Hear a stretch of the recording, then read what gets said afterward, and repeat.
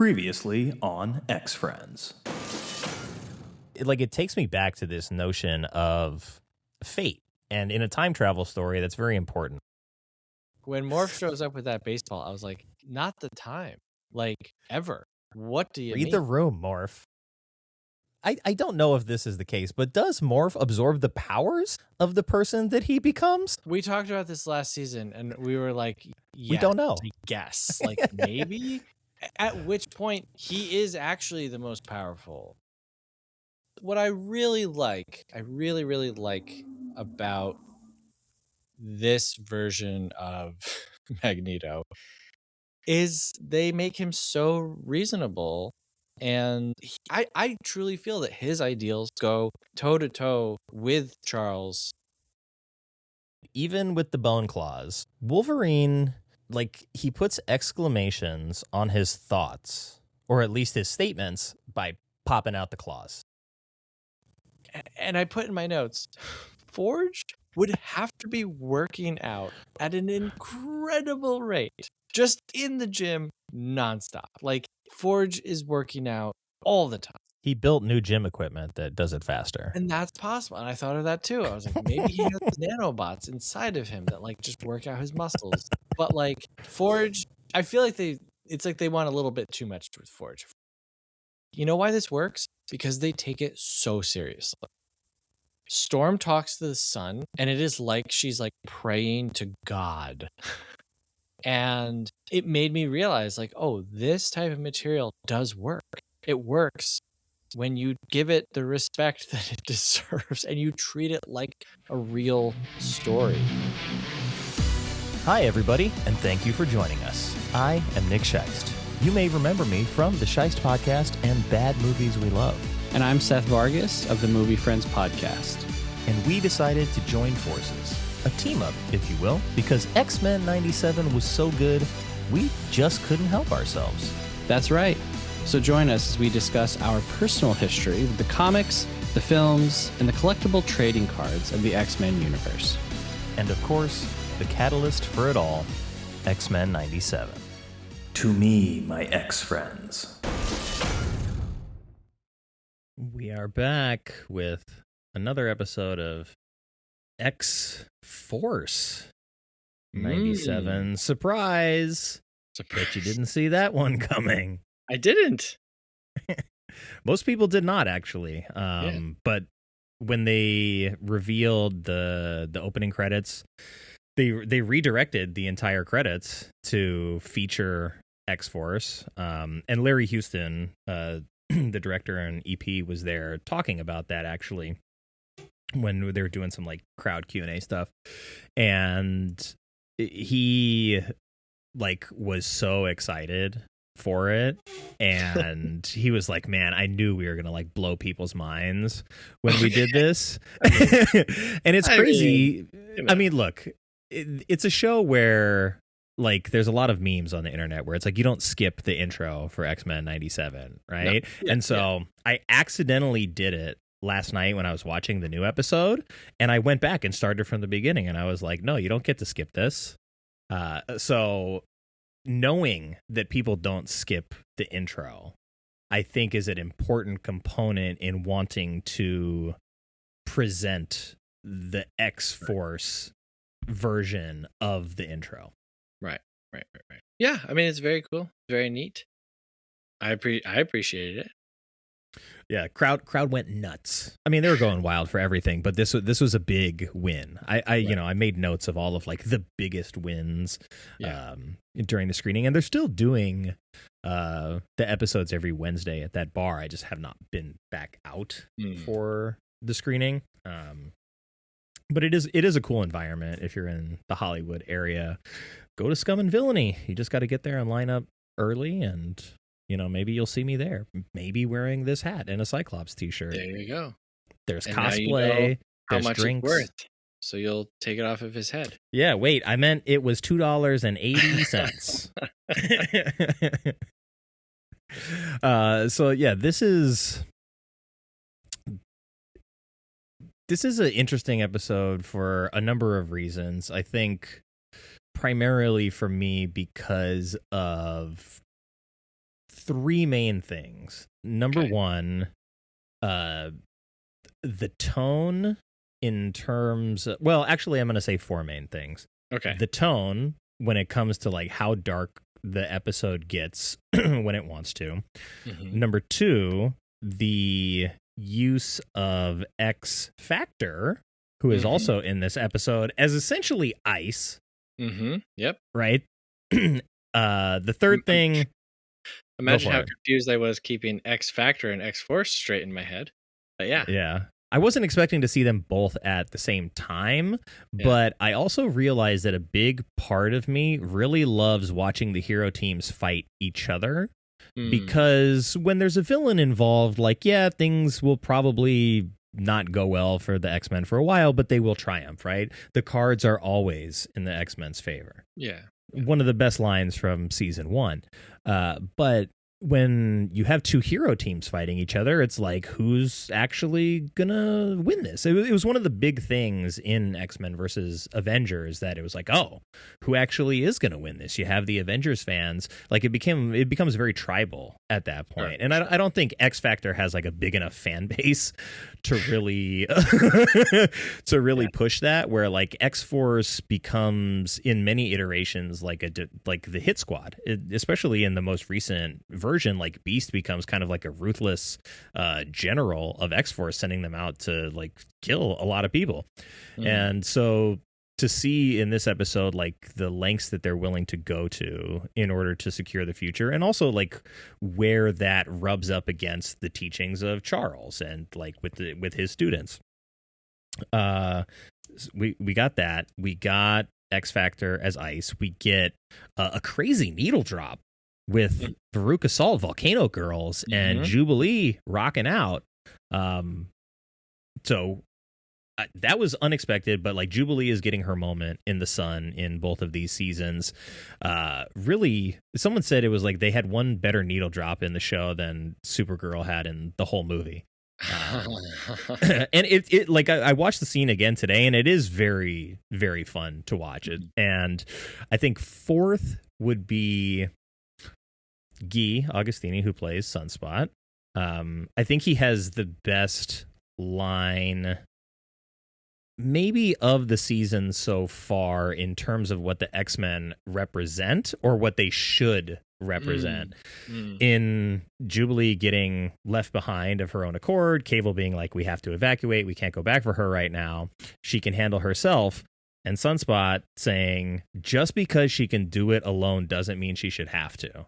Right. And I feel like that is such like a strong statement that I think in maybe the past would have been looked at as like weakness, like, oh, you're gonna go back for your girlfriend.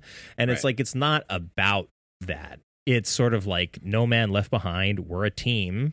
Yeah. And she probably can't do this by herself, but like we should be there to help her. Like, and so like it speaks to this level of sort of like community and team that Cable is not really used to, because he's coming from a future where it's like kind of like a lot of the people he knows have died in that future that he's coming from. And so to have a team that still like believes in that and still echoes some of those teachings of Xavier, you know, I think it's an interesting line in the sand to show like the future that Cable has come from. And can you soften a soldier like that, right? Can you bend that kind of will to really begin to recognize, for lack of a better word, the humanity in a statement like that from Roberto? Right. Yeah, I mean, I think that Cable has to have something inside of him that hopes for and believes in that, because if not, it's like, what's the point of everything? You know, like the point is to restore things to the way that they were. And, you know, for better or for worse, Charles' School for Gifted Youngsters is the place that keeps being returned to. So, yeah. I was shocked by this episode. I was kind of like, are we doing a Jubilee doesn't know how strong she is thing again. Because we have a whole episode about that in the first season, which is a good episode. And it ultimately shows you, like, yeah, actually, Jubilee is, like, very, very powerful and very, very strong. And so this time around, I was like, I don't want to retread that. But I feel like they don't do it too much. No, she gets a good scene, but the episode is not about her like learning that she can be more powerful, right? She's like the most senior X-Men Right. that is in this group right here. Roberto like just turned his powers on at the end of the last season for the first time, so he's still kind of learning. He's in the Jubilee role from the original run of the show where she was the newcomer and she's the kid learning, right? The thing that we talked about in episode 1 where it's like there's always sort of a kid who is learning their powers, who is being mentored by an older statesman on the team. And so Jubilee is kind of like the representative of the X-Men here, and you hear her like lecture Polaris about this as well. She's like, the X-Men, you know, you used to be one of them. Yep. So like she's carrying the torch for this, not just the team, but like the identity and the ideals of what it means to be the X-Men, even in a world that hates you and hates a lot of mutants, like to still try to do the right thing. And so that comes into direct conflict with Cable and his approach and the bowl cut bad guy who, I mean, he looked like he was like out of the 80s, right? Yeah. And I was very glad that we did end up acknowledging the bowl cut. Because I was like, what is happening here? This is absolutely outrageous. How does he blend into a crowd? I mean, I get that like mutants are commonplace, but how does that Frankenstein with the bowl cut blend into like a party in the middle of the street? Yeah, and then he's wearing like a Last Starfighter jumpsuit that's like, he looks straight up like a G.I. Joe. Like, he looks like one of the G.I. Joes that you would have wanted because he looks so different. Like he's not trying to hide, but then ultimately that's the point, is that he's not trying to hide because this is all a grand, trap ultimately. I gotta tell you, a lot of times in movies and TV shows, you'll set up somebody being shot and then you'll hear a gun go off and then you'll see the gun and then you'll see how the person just fired into the ground or fired into the air. And I was like, oh, like when we cut from the gunshot to the smoking gun, I was like, oh, that's lame. They're doing that trick. Oh my God, they killed him. Yep. Could not believe it. I assume in the head. Believe it. And I feel that I can say this because we're talking about, a world where a world that is not real. I'm siding with Cable on this one. Like, I'm sorry. The fate of everything is at stake. I hate in movies when they're like, no, we can't let this person sacrifice themselves so that every person on the earth can live. That's no gamble. That's no question. If you and I were legitimately in a situation where one of us had to die, and I was like, no, Nick, you can't. I would be pushing you. Like, you know what I'm saying? Like, and not because this is why you got voted Magneto. Well, it's like not because I want you to die or not because I would want myself to die, but you and I would look at each other and be like, well, there's no question about this now, right? Like, yeah, you would think so. You would think so. And so Jubilee, I was like, Jubilee, this dude is one of Apocalypse's 4 horsemen. His name is War. I don't think he might be a good guy. She's like, we could turn him over to the authorities. I'm like, what authorities? What like authorities? And Cable says, I'm the authority. And I was like, yes, you are. Correct. Yes, Cable. You are Judge, Jury, and Executioner. I am one of the few people who likes Judge Dredd. You know what I mean? Like, I think that's a, I am the law.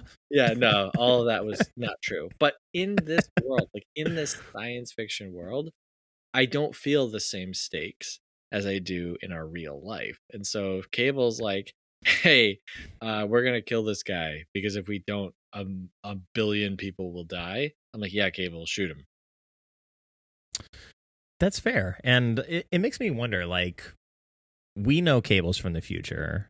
I think there is an understanding that he's from the future.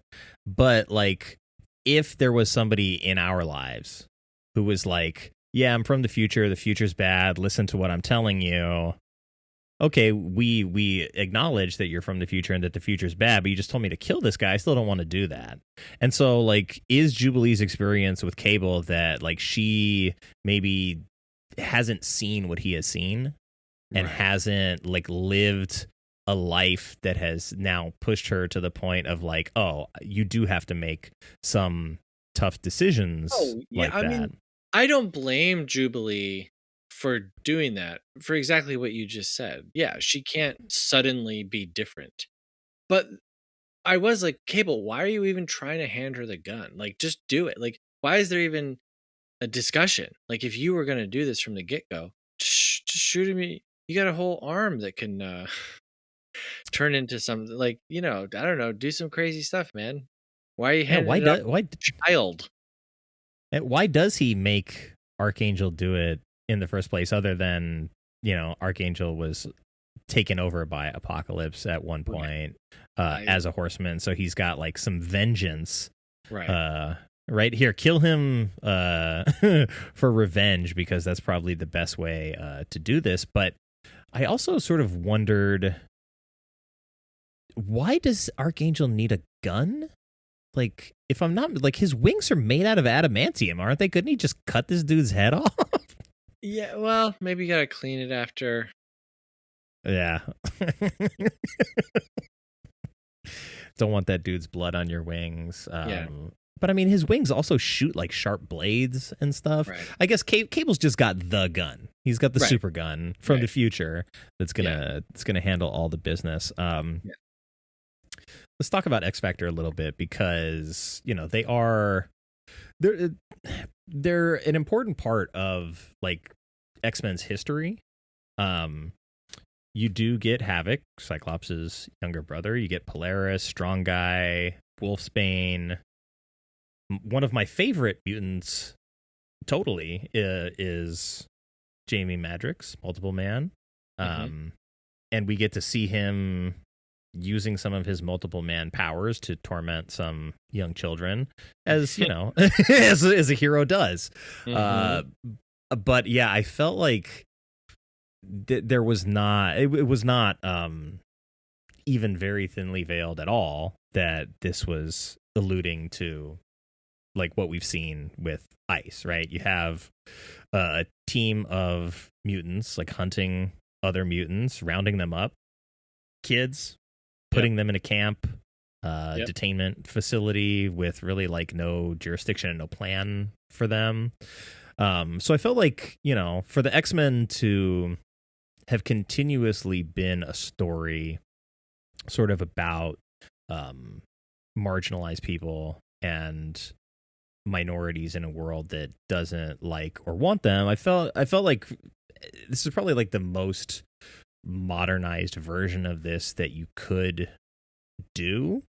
So I feel like I liked it in the context of the story, but I also, like, had to ask myself, like, would any of these X-Men really be like, oh yeah, I want to hunt other mutants for the government, right? Like, how far gone are they that they feel like this is an appropriate solution?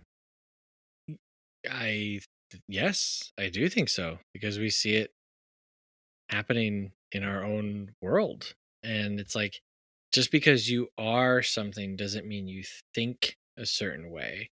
And people act against their own interests all the time, unfortunately. So I totally think, I do think it's funny that, like, in every form of superhero media, like, siding with the government is just an automatic signal of, like, you're a butt. Like, you suck in some way.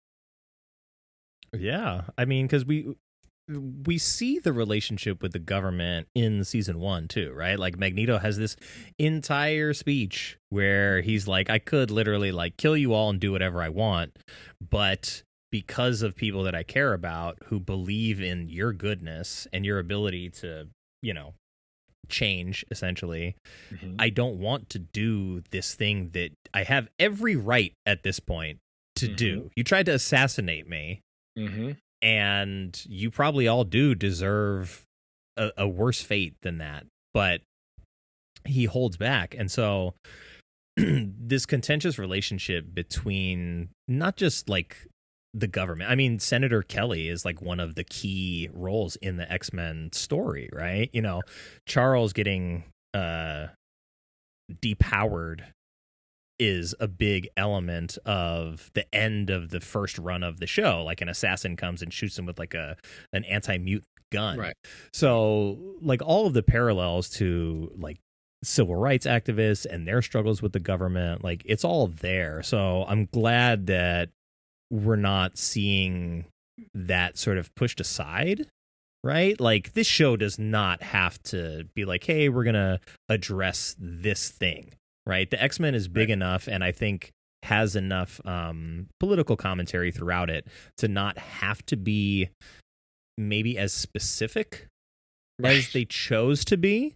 Right. But I feel like it is an important thing to include in this.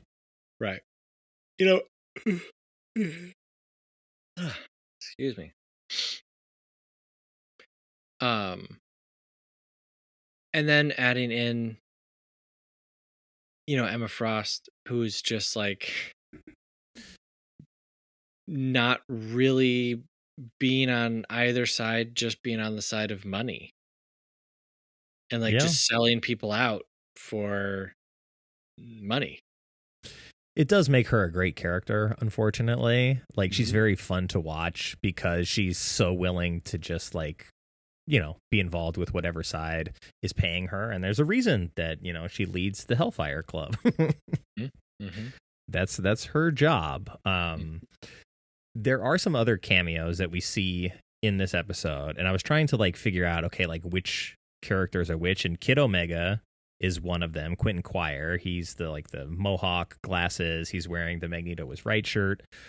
Chamber, who has the scarf over his mouth and the kind of like spiky hair. We also see the Stepford Cuckoos, who are the biological children of Emma Frost in some incarnation. So they're like, it's like 5 of them are like a hive mind telepath.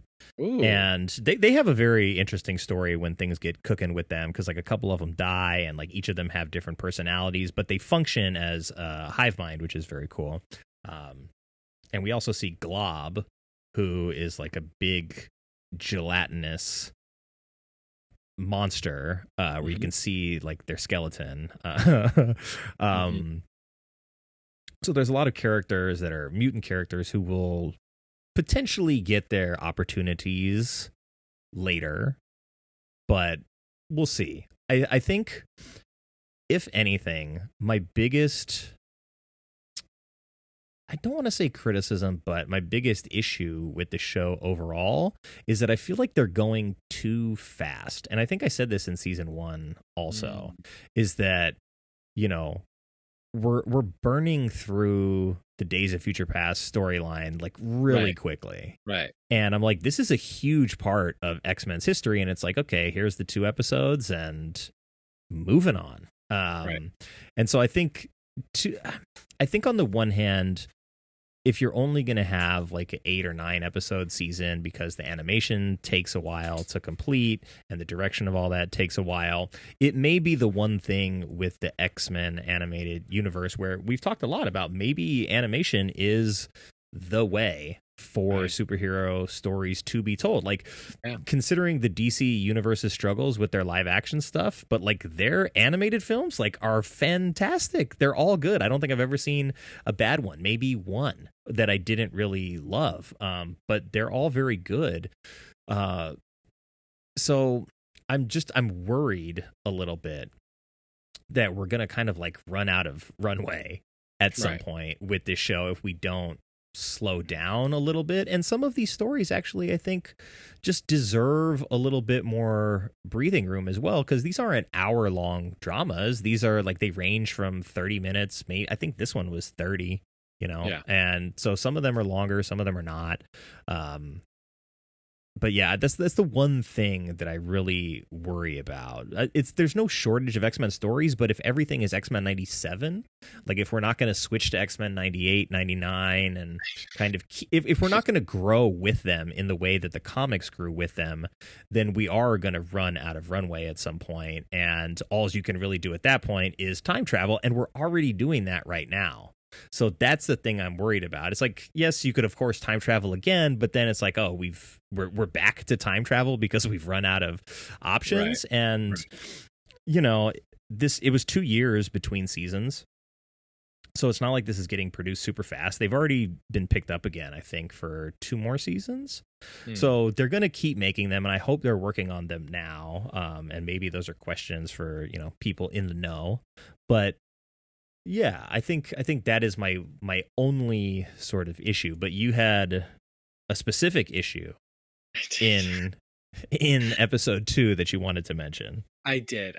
On that point, though, I will say I thought the same thing. Like, as I was watching this, I was like, wow, we're really just doing Apocalypse. Like, that wasn't just a little cliffhanger and then maybe would kind of like, no, this is it.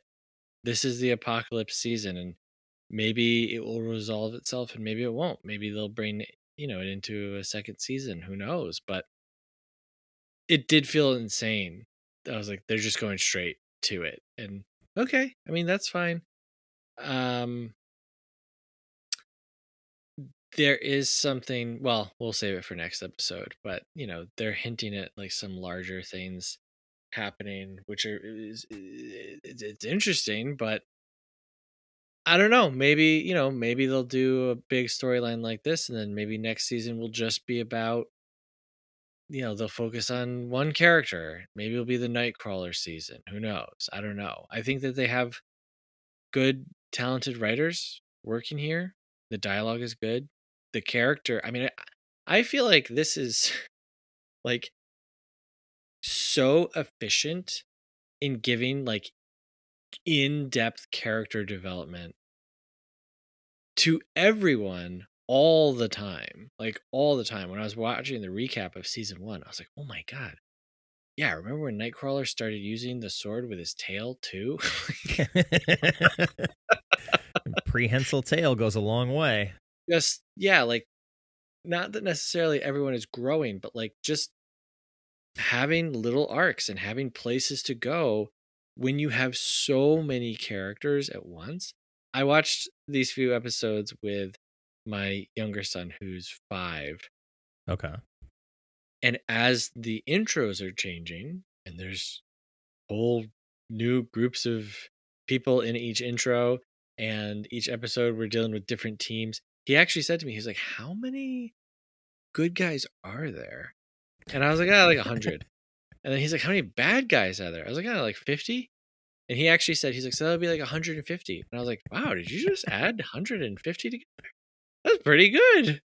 And then I was like, oh yeah. But he was so, he just couldn't believe the amount of characters that were in this. And yeah, like the care that they give into developing them, I think that they could probably choose to be like, this is the storm season and we're just going to do a bunch of storm stuff. I think that they could pull it off. Okay, now the thing that I was in love with this episode. Okay. So Cable is like, at the end of the last episode, he's like, Apocalypse is going to go where the X-Men are the weakest, and that's the 90s. So it's like, okay, Cable is going recruiting. Who is left at this point, kind of? He meets up with Jubilee and Sunspot. They're sitting in like a Chili's, basically. Like, okay, that is very funny to me. It's like a diner, maybe like a dive bar or something like that. Yeah, But yeah, well, it's like an arcade because behind him is a Dave big and sign Buster's. that says- and I was like, oh, there is a character named Arcade, but so Cable, Yep. a man from the future, Yep. a hardened soldier of a future war, Yes, sir. whips out a manila folder with a photograph of Apocalypse with a paperclip on it.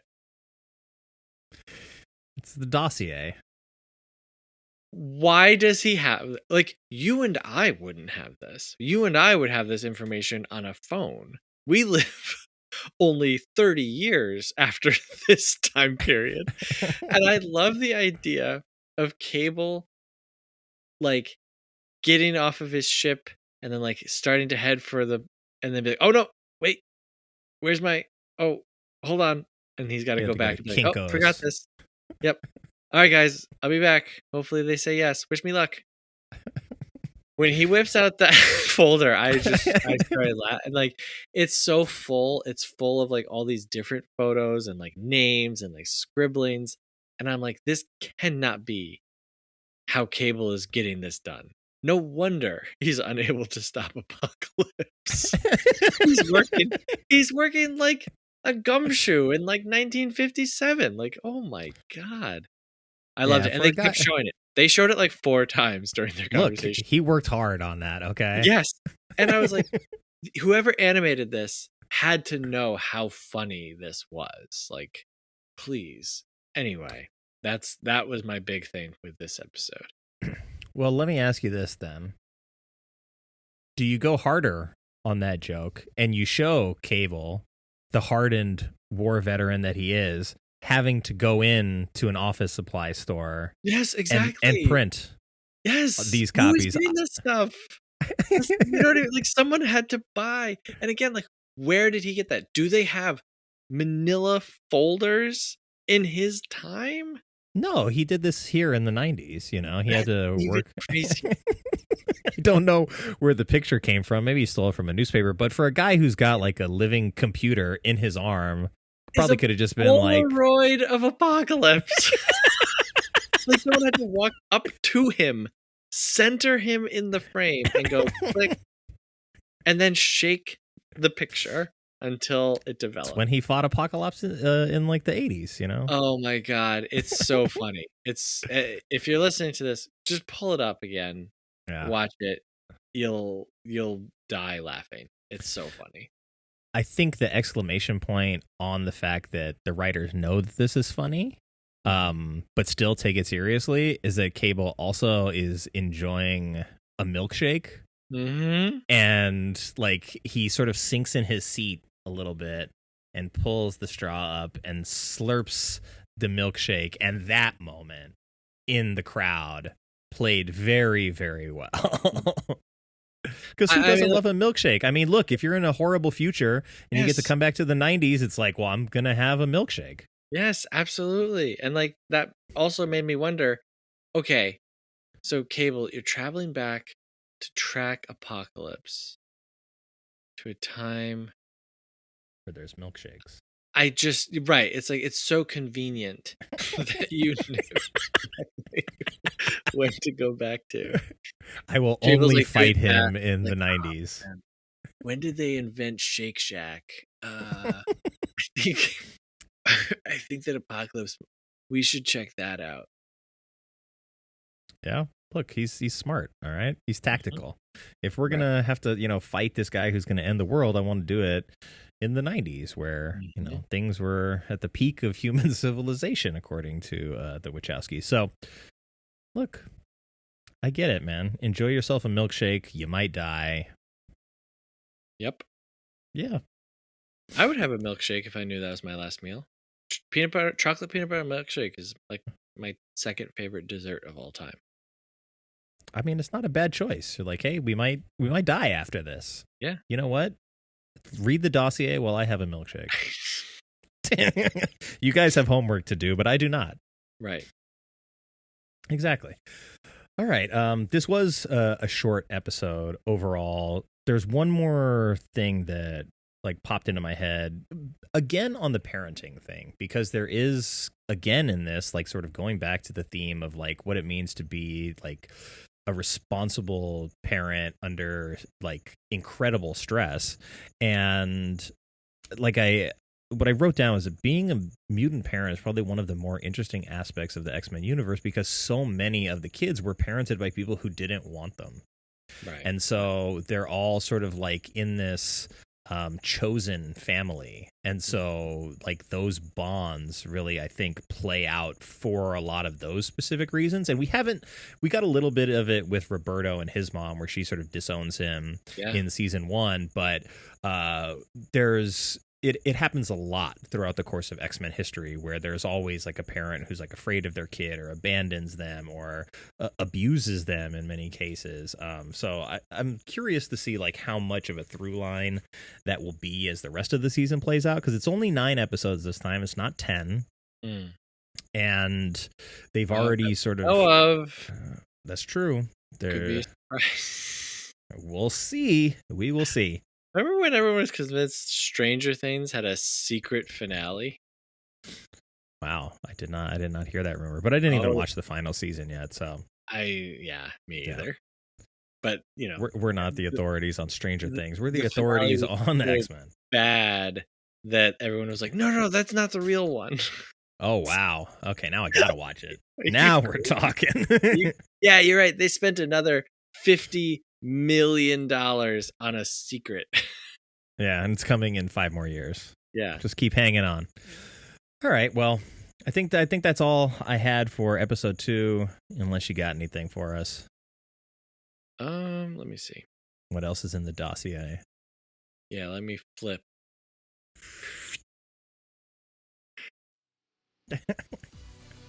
Nope, that's it. All right, well, we'll see you for the next one. Thanks for checking out the show and becoming an X-Friend.